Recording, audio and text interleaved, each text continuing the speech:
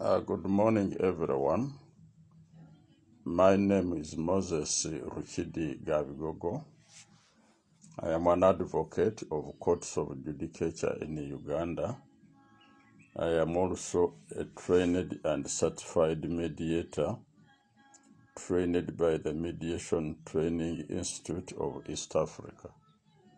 Today, I am here to share with you the due diligence that is needed for any person intending to buy land to undertake before paying one's money, so that you do not end up paying money and you do not get the land that you paid for. The due diligence should basically be on 3 points. One, you take due diligence on the seller. Look at the land title certificate, not a copy, but the owner's copy, which most people call original. Normal, the original land title certificate is in lands, but the owner's copy, which a seller of land has, that is in one's name. Look at it. See the names that are entered, the last entry as the owner, and see that the person who is selling that land is one's name that is entered there. But also, look at the time when that entry was made. For example, if you find a land title certificate where the name Moses Rukidi Gabigogo was entered in 1980, and you find that there is a Moses Rukidi Gabigogo who is 25 years selling it, know that that person could be my son or my grandson. So look at the time when the last entry was made, and look at the person who is selling that land. Now, there you have made due diligence on the person. Go to the land office, the zonal land office where that title is, and look at the titles that are made these days. They are photographs of owners on the transfer form which made them owners. See whether the photograph of that person that is in the land office is the same person who is selling, is the owner, and is selling you land. After you have verified that, then go to the land itself. Look at it. See that there are no third-party occupants or possible third-party claims.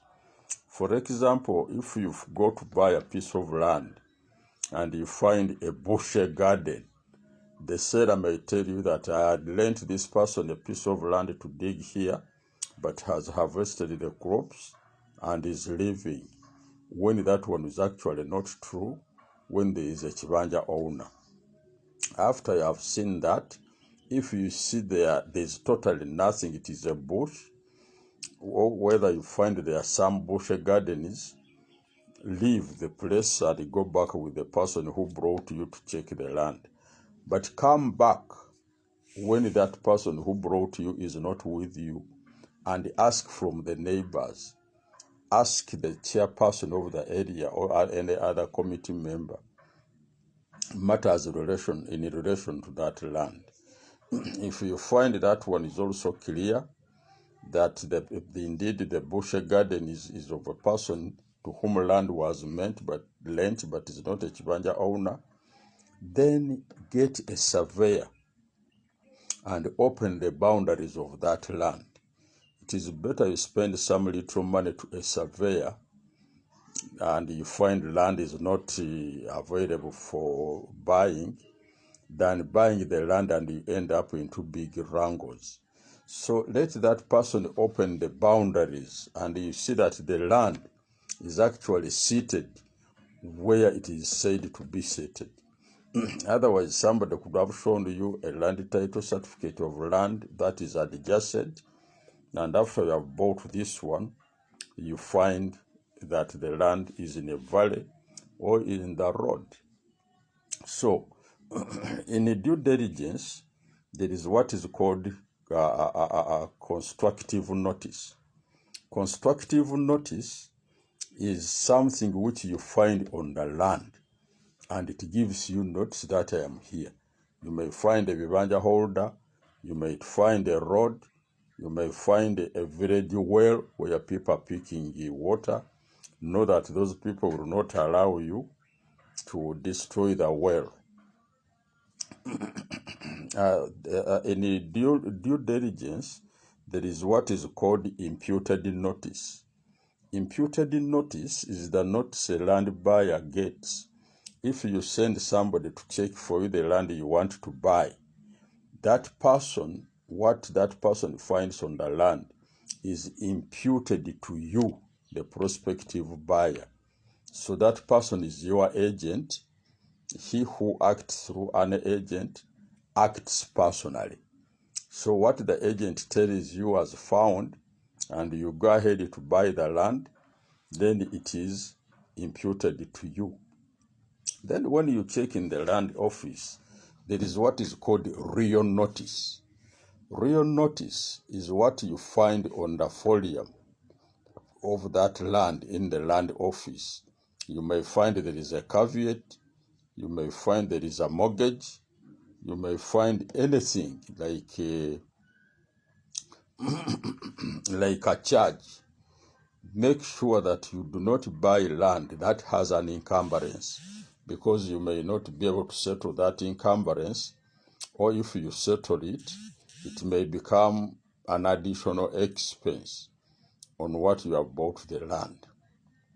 Now, after you have made sure that the land title certificate is genuine, you have taken it to the land office and they have confirmed it is genuine, you have looked at the person who is selling, and that person's photograph is also in the land office and the correct person is selling, there you can go ahead to engage an advocate of your choice to help you write an effective agreement that will bind and protect both the seller and the buyer.